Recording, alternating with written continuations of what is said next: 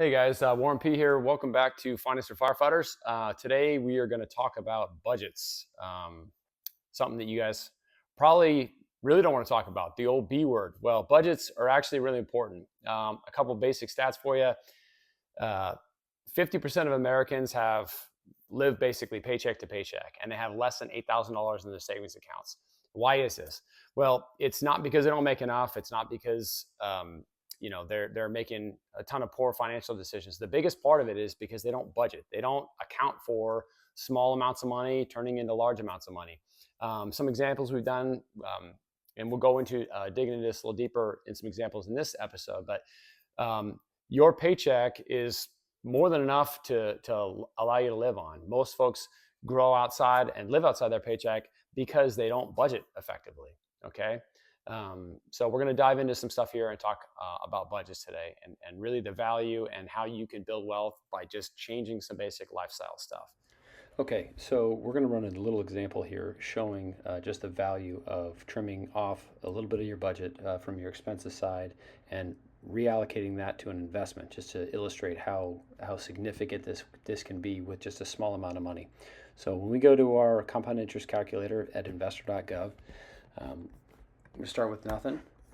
And let's say that we're able to trim off about $270 from our budget. So we'll come up with a fictional little problem here, or a solution we've created by reducing our expenses.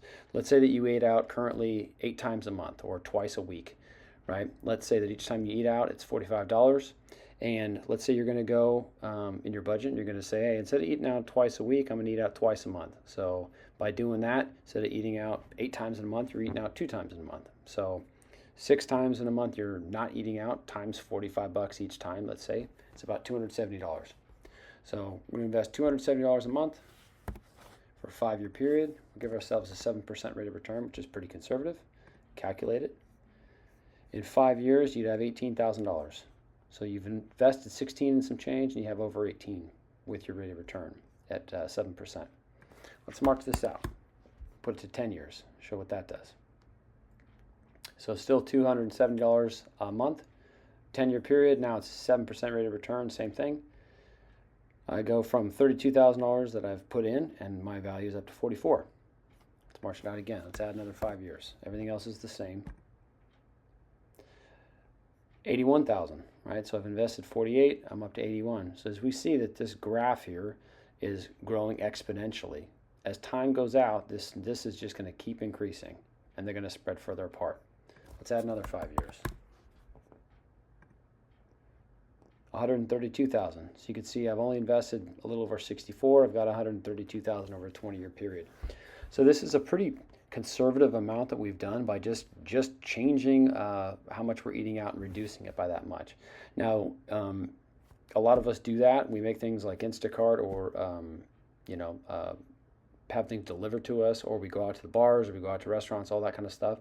But if you reduce some of those basic expenses, or let's say that you reduce some of the eating out expenses, and you marry that up with reducing some of your applications you have on your phone, or monthly subscriptions, things like that. If you cut some of that stuff back and just reallocate a small amount of money like this, you can have significant impact on it for a long-term savings, and really even the short-term savings piece of it. The majority of things folks do that prevent them from or make them live outside their budgets are if you have money sitting in your account and you don't have it allocated to savings or retirements or investments and things like that, you are going to spend everything that's there. Very few people have the discipline to be able to have money sitting in their account and then not say, hey, I feel like going out on this trip or spending it to go out to eat or buy this new tool or this new toy or whatever that thing is. You typically spend what's in your account. So setting up a budget and automating things will have some significant impacts on changing that and helping you reduce debt and build wealth. A good way to start out with your budget is to split things up in 3 basic categories. You have needs, you have wants, and you have savings. So needs are necessities, things that you cannot live without. Needs are food, shelter, and various other topics that we'll dive into here, and I'll point some of this stuff out in a little small slide. Wants are things that you can live without. They're things that you don't necessarily need, but that there are things that you want. And then savings are things that obviously you're saving for, investing, and that's kind of planning for the future so that you can retire. So when you don't have income, you have the savings and the investments to draw from to live on. So here's an example of all the expenses you may have during the course of a month. List everything that applies to you. Split them up by needs, wants, and savings. We've covered what each one of these things means in detail, but we'll review a little bit of it. Needs are things that you can't live without. So those include things like mortgage or rent, internet, utilities, phone, gas, fuel, childcare, loans that you're obligated to pay off, credit card loans or payments you're obligated to pay off, auto loans, things like that.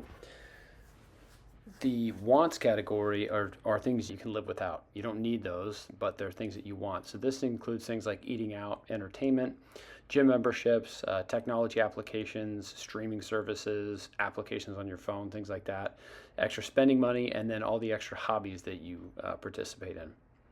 And then the third category is savings.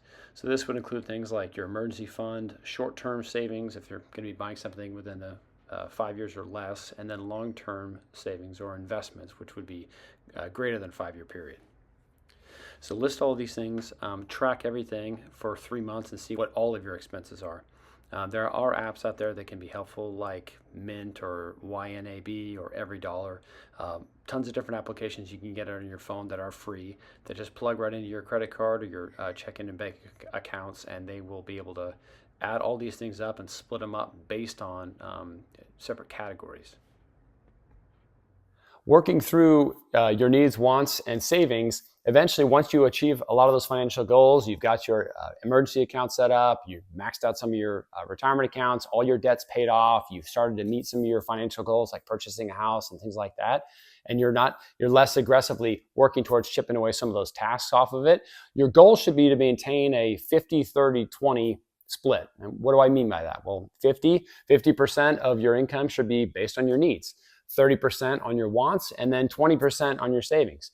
If you're obviously able to reduce the amount of wants and then have a larger percentage into your savings portions, or even shrink the percentage that you need for your needs sections as your lifestyle changes, as your income improves or increases, as you promote, as you get the other incentives through longevity pay or whatever those different things are, as you build those things up, you'll be able to work towards that. But a goal should be 50% towards needs, 30% wants, 20% savings.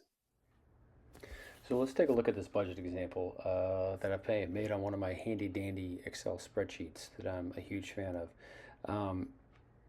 We're going to use a fictional person here. We're just going to use an example of a firefighter, top step firefighter in Sacramento, California. So I just did a little Google research and found out that their top step gross for their top step firefighter is approximately $120,000. So plugged in here.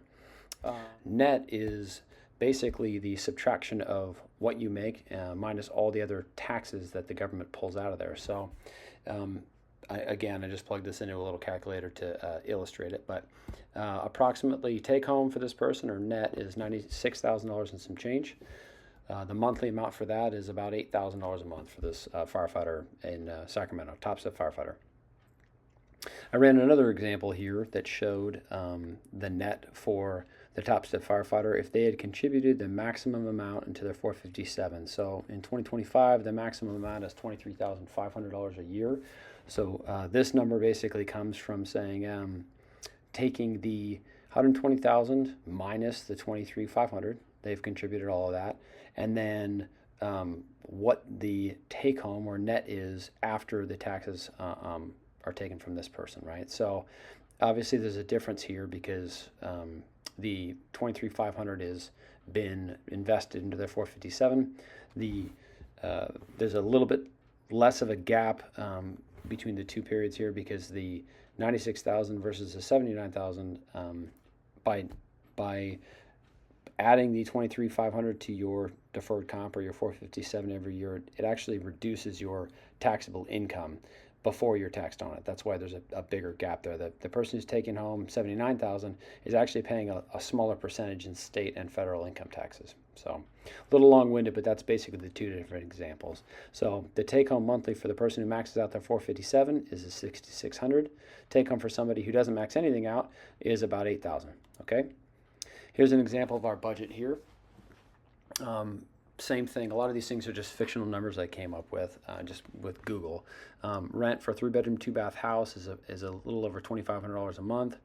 Internet average cost of 90, phone 150, PG&E $100, water $100, trash $100. Let's say they have a gym membership of $100, auto insurance of 120, fuel, food, and spending all listed below for a total amount of a little over 4,400. Here I've also listed the needs with an N and the W's with a want, right? So this person, let's say that they're a younger firefighter, young family, or maybe they're single and or they're dating somebody or something like that. They haven't bought a house yet. Their needs. This is again a pretty lean budget. They've already gone through it and they've been able to trim some stuff down. So their needs are much more outweighing their wants here, right? The only extra stuff they have is a gym membership and a little bit of spending money they have per month. But based on these two differences here, if we take the net of somebody who puts nothing into their 457, that minus this, they're going to have an excess of a little over $3,600 a month.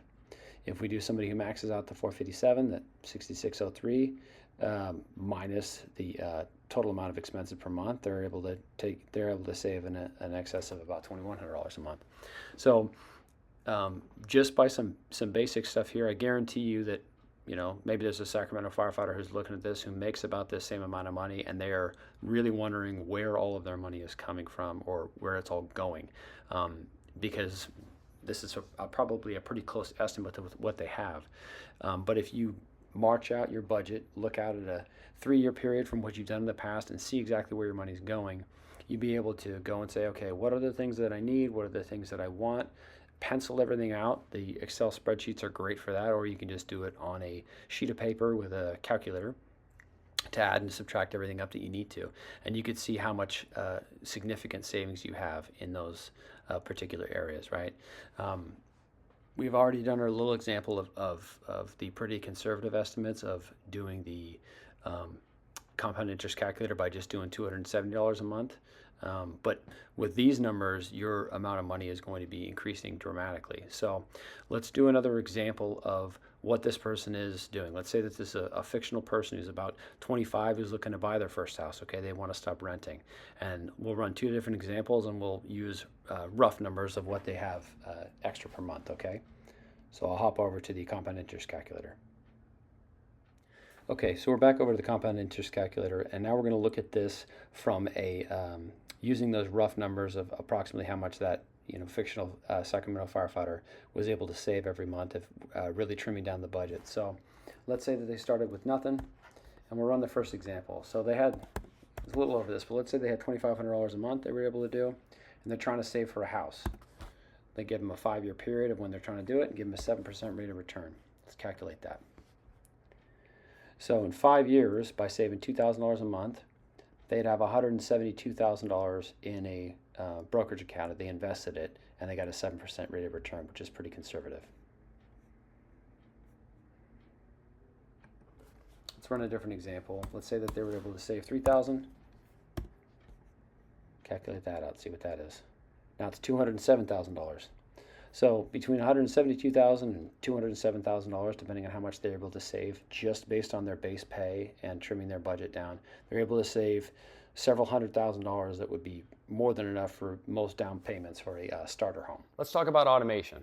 Automation is one of the most powerful tools that you can use to work within your budget and to build wealth for yourself. I am an absent-minded person.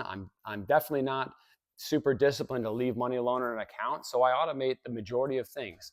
I don't want to have to write a check to send a bill to PG&E or to any of those other types of things. So you can set things up automated where either everything is automatically pulled out of your credit card and tied to those different bills that you have.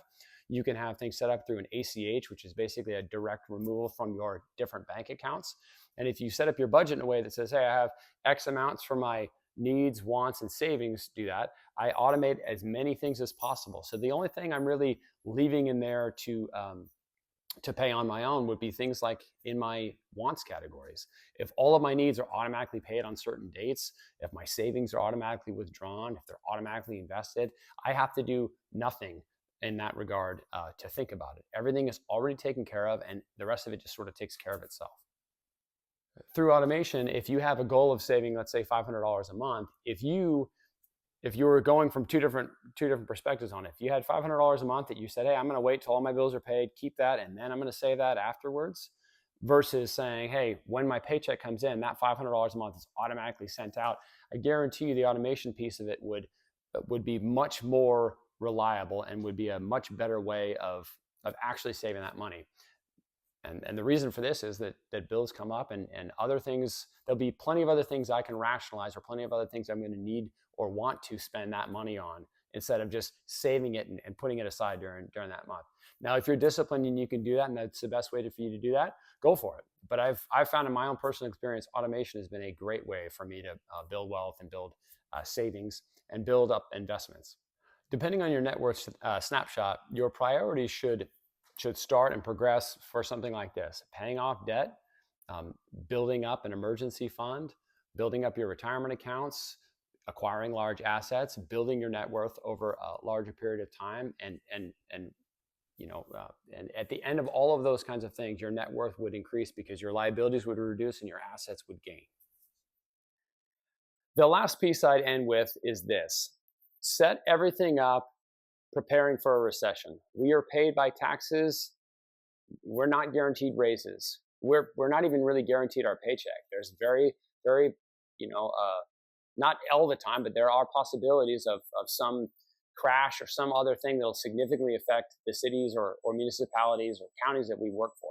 So if you set up your finances planning for the worst, hope for the best, plan for the worst, you will be in a much better spot if or when things go south. Right? Take an analogy of living in Tornado Alley. You shouldn't be surprised when the tornado comes through and decimates everything. You're going to be upset about it, but if you're a person who plans ahead and is responsible, you're going to have a storm shelter. You're going to have food, have a generator, and fuel, water, and other things that are going to allow you to weather the storm. So for us, knowing that your paycheck is not guaranteed and your overtime is not guaranteed, live within your means, hope for the best, plan for the worst. Well, guys, thanks for joining me on this episode of Finance with Firefighters with Warren P. Same as always, if you have any questions or comments, leave them in the comments section. If you like this and want to see more of it, give me a thumbs up. I'll see you guys in the next one.